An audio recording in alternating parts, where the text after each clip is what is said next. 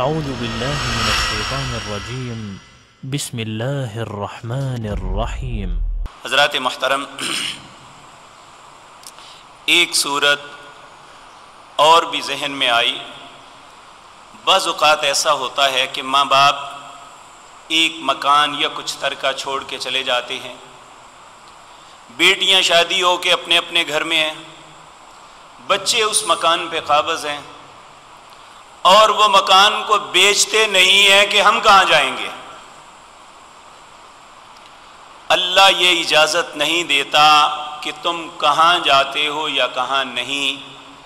مرنے کے فوراً بعد جن کا حق ہے ان تک ان کا حق پہنچانا یہ عدل ہے، ان کے حق کو روکنا یہ ظلم ہے، اور ظلم اللہ کو کسی صورت پسند نہیں ہے۔